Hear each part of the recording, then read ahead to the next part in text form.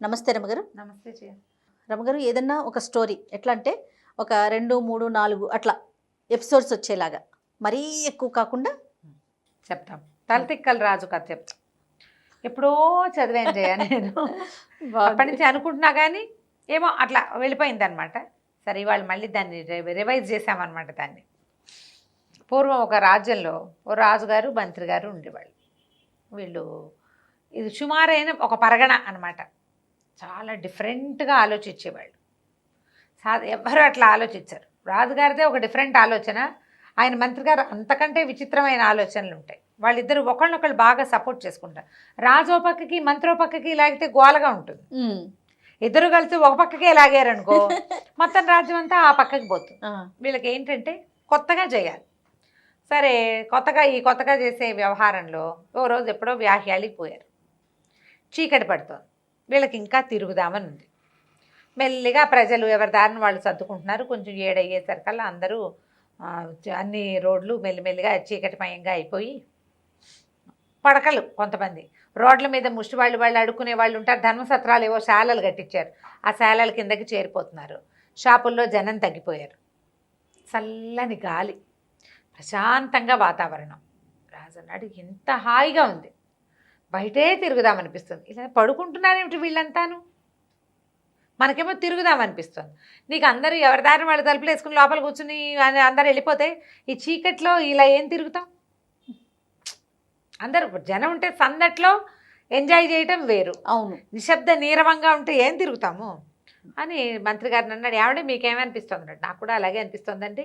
ఈ వాతావరణానికి ఏమో హాయిగా చాలా బాగుంది, వెన్నెల పుచ్చపువ్వులాగా ఉంది, మరి చల్లగా ఉంది, హాయిగా ఉంది. రాజు చెప్పినవి ఈయన చెప్తున్నాడు, ఆహ్లాదంగా ఉంది. వీళ్ళంతా ఎందుకు పడుకుంటున్నారో ఎంజాయ్ చేయకుండా. రాజుకి మంత్రికి ఏమైనా శారీరక శ్రమ ఉంటుందా? ఏమీ ఉండదు. వాళ్ళకి అన్నీ ఎవరైనా అమర్చి పెడతారు, అంతా బ్రెయిన్ వర్కే. అవును. సాయంకాలం అయ్యేసరికల్లా వాళ్ళు రిలాక్స్డ్గా తిరుగుదామనుకుంటారు. ప్రజలు, పాఠక జనము, వ్యాపారస్తులు పగలల్లా పనులు చేస్తారు.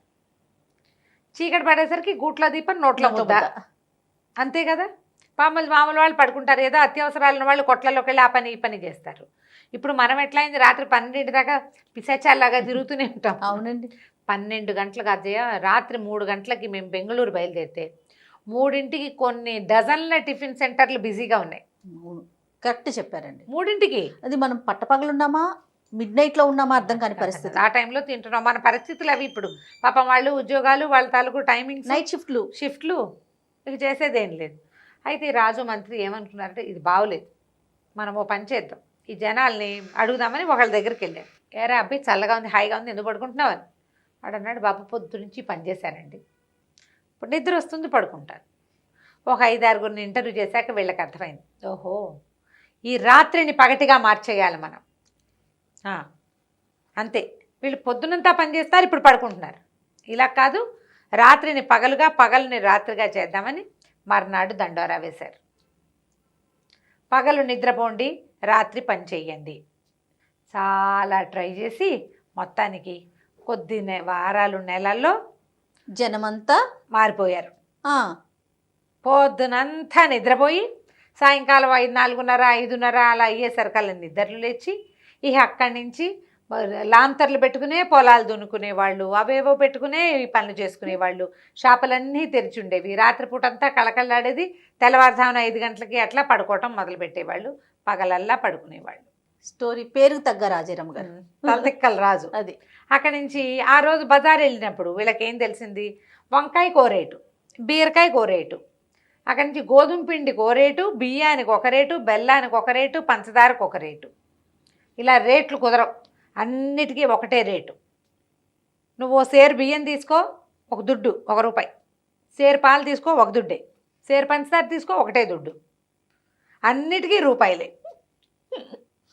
దానికి 2, దీనికి 6, దీనికి 16. ఇదేం లెక్క, పిచ్చి లెక్కలు అవన్నీ, పిచ్చ లెక్కలన్నీ మాకు కుదరవు. మొత్తం ఆ బజార్ అంతా ఒకటే రేటు. వ్యాపారస్తులు ఏం సంపాదించుకుని ఏడుస్తారు. సరే, ఈ దుడ్డు లెక్క పెట్టించారు. మాకు డబ్బులు చాలవంటే వీళ్ళు కావాలంటే మేము ఇస్తామంటాడు రాజు, ప్రజలు ఇబ్బంది పడకూడదు అని ఈ ఏర్పాటు చేశాడు. ఇట్లా రాత్రిని పగటిని చేశారు. అన్నిటికీ ఒకటే రేటు చేసి హాయిగా ఉన్నారు రాజు మంత్రి. మనం చాలా బాగా చేసాం, మనం కదా డిఫరెంట్గా చేసాం, వేరే రాజ్యాల వాళ్ళతో పిచ్చి వెధవులు మనం సరిగ్గా చేస్తున్నాం అనుకున్నారు.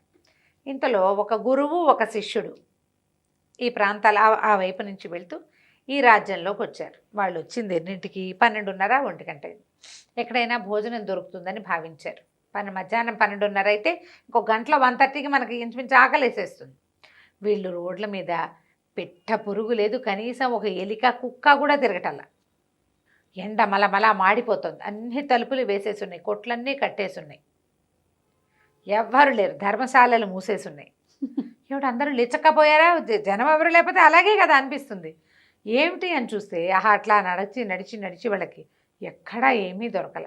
అయితే ఒక దేవాలయపు ప్రాంగణంలో ఒక పక్కన మరి కాస్త జామ పళ్ళు అవి ఉన్న చెట్లు కనపడితే సరే ఈ పూటకు పలహారం చేద్దామని జామకాయలు కోసు తిన్నారు. మంచి ఎండలో నడవటంతో పక్కన నుయ్యి ఉంటే కాస్త నీళ్ళు తోడుకుని మొహం కాళ్ళు చేతులు కడుక్కుని దేవాలయం గట్ల మీద పడుకున్నారు. చీకటి పడుతుండగా రణగొండ ధ్వని మొదలైంది. మామూలుగా 1 గంట 2 గంటలు పడుకొని లేస్తాం కదా, లేచి చూస్తే ఇంకేముంది, పట్టపగలల్లే అన్ని దీపాలు, రకరకాలవి రాజప్రాసాదపు దీపాలన్నీ వెలిగిపోయినాయి, రోడ్ల మీద రథ దీపాలన్నీ వెలిగిపోయినాయి, కొట్ల నిండా దీపాలు, జనాలంతా ఎవరి దారిన వాళ్ళు సామాన్లు పుచ్చుకుని కర్రలు కఠార్లు పుచ్చుకుని పోయేవాళ్ళు పోతున్నారు. గుర్రాలను పట్టుకెళ్ళేవాడు, గేదెలు దోలుకెళ్ళేవాడు, అందరూ గొర్రెలు దోలుకెళ్ళేవాళ్ళు కూడా తిరుగుతారు. రాత్రిపూట తిరుగుతారు విడుంపదేగా, వీళ్ళకి ఏమిటి దీని వీళ్ళకి అసలు అర్థమే కాల. సరే మరి పొద్దున ఆహారం లేదు కదా, కొట్లన్నీ తెరిచారని ఏదైనా కనీసం వంట చేసుకుని తినేసి ఏ ధర్మశాలలోనే షాపులోకి వెళ్తే గోధుమ పిండి సేరు 1 దుడ్డు. అరే ఇంత చీప అనుకున్నా. నెయ్యి సేరు 1 దుడ్డే. ఒక 6-8 రూపాయలు ఇచ్చేసరికల్లా వీళ్ళకి 10 రోజులకి సరిపడా ఆహారం వచ్చేసింది. సరుకులన్నీ వచ్చేసాయి కదా, ఎంత ఆశ్చర్యపోయారు. చక్కగా తెచ్చుకుని ధర్మశాలలో పెట్టుకుని చపాతీలు చేసుకున్నారు, రొట్టెలు చేసుకుని పాయసం ఏదో చేసుకుని కాస్త స్వీటు హల్వా చేసుకుంటారు కదా, సరే ఏదో కూర వండుకున్నారు, తిన్నారు. తినే కుర్రాడు అన్నాడు, గురుగారు ఎంత బాగుందండి, మనం 50 రూపాయలు 100 రూపాయలు పెడితే కానీ మనకు ఆహారం దొరకదు, పట్టుమని 10 రూపాయలు ఖర్చు పెట్టకుండా 10 రోజులకు సరిపడా ఆహారం దొరికేసింది, ఈ ఊళ్ళో ఉండిపోదామండి అన్నాడు. అంటే గురుగారు అన్నారు, ఒరే నాయన పొరపాటును కూడా ఇక్కడ ఉండకూడదురా, ఇది పిచ్చివాళ్ళ రాజ్యం, ఈ ఏర్పాట్లు ఎందుకైనా ఏమిటి అని అన్ని కొట్లలో ధర్మశాలల్లో కనుక్కున్నాడు. రాజుగారి తెలివితేటలకి ప్రతిఫలమే ఇది అని అర్థమైంది ఆయనకి. తల్లేదు వీళ్ళు పిచ్చివాళ్ళు రా, వీళ్ళు ఇక్కడ ఉండకూడదు, ప్రాణాలకు ప్రమాదం వస్తుంది, ఇక్కడ లేనిపోని సమస్యలు వస్తాయి, ఈ ఊళ్ళో ఉన్నవాళ్ళు వాళ్ళ కర్మ వాళ్ళు అనుభవిస్తారు, మనం ఏం చేస్తాం, మనం బయట నుంచి వచ్చాం, ఇంకో చోట పోవచ్చు మనం అంటే. కుర్రాడు మాత్రం ఒప్పుకోలేదు, ఉండాల్సిందే హాయిగా. ఇప్పుడు చూడండి 10 రూపాయలు ఖర్చు పెట్టలేదు, 10-15 రోజుల పాటు తిండి వచ్చేసింది, తర్వాత ఇంకో 10 పెడితే ఇంకో 15 రోజులు తిండి వస్తుంది, కూర్చుని ప్రశాంతంగా తపస్సు జపం చేసుకోవచ్చు, గుళ్ళోకి వెళ్ళొచ్చు, పక్కన చెరువు ఉంది, నది ఉంది, అది ఉంది, ఇది ఉంది అని ఓ పాడేశాడు. గురుగారు అన్నారు, సరే నీ ఇష్టం, ఏదైనా సమస్య వస్తే తలుచుకో వస్తా, నేను మాత్రం ఇక్కడ ఉండను అని ఆయన దారిని ఆయన వెళ్ళిపోయాడు. ఈ మన శిష్యుడు చక్కగా నెయ్యి వస్తోంది, బెల్లం వస్తుంది, అవి వస్తున్నాయి, ఇవి వస్తున్నాయి, రూపాయికే వచ్చేస్తున్నాయని రోజు హల్వాలు అవి చేసుకుని తినేవాడు. రోజు శుభ్రంగా తిని నున్నగా మినపకూడు వల్లే తయారయ్యాడు. అంతకుముందు బోల్డ్ డబ్బు, అంతంత డబ్బులు వీళ్ళ దగ్గర ఏముంటాయి, ఖర్చు అంత పెట్టలేరు, ఏదో ఆ పొట్టకి సరిపడా తినేవాళ్ళు. మనకి తక్కువకి వస్తుంటే మనం ఏం చేస్తాం, ఫ్రీగా వస్తే తక్కువకి వస్తే ఫోన్ వేసుకుంటాం, ఫోన్ వేసుకుని తినేసి హాయమని ఉండేవాడు. ఇది నడుస్తుంది. గురుగారు వెళ్ళిపోయారు, వీళ్ళు ఇక్కడే ఇతను ఇక్కడే ఉండిపోయాడు. పక్కన ఏదో దేవాలయం ఉంది, ఆ దేవాలయానికి పోయి వస్తూ చేస్తుండేవాడు. ఇంతలో ఏమైందట, ఒకసారి ఒక దొంగ ఒకడు వరహాల శెట్టిగారు అనే ఒక శెట్టిగారి ఇంట్లోకి కన్నం వేశాడు. శెట్టిగారు చాలా సంపన్నుడు, బాగా సంపాదించాడు. వాళ్ళ ఇంట్లో ఎక్కడ పడితే ఎక్కడ వజ్రాలు రత్నాలు రాసులు పోస్తుంటాయని చెప్పుకునేవాళ్ళు పనివాళ్ళు. మరి గోడ దూకి గోడకు కంత పెట్టి ఇంట్లోకి వెళ్తే సులువు కదా, 2 గుప్పెళ్ళు తెచ్చుకున్నా సరిపోతుంది. అయితే ఈ గోడకి కంత కొట్టే క్రమంలో దూరుతుంటే గోడ బలహీనంగా ఉంటే ఆ గోడ కుప్ప కూలిపోయి వాడి మీద పడిపోయింది. ఆ కంతలో ఉన్నవాడు సగంలోనే ఉన్నాడు, ఇరుక్కుపోయాడు, పడి చచ్చిపోయాడు. చచ్చిపోయేసరికి వాడి కొడుకు, దొంగ కొడుకు రాజుగారి దగ్గరికి ఫిర్యాదు తెచ్చాడు. మా నాన్న తన కులవృత్తి చేసుకుంటున్నాడు.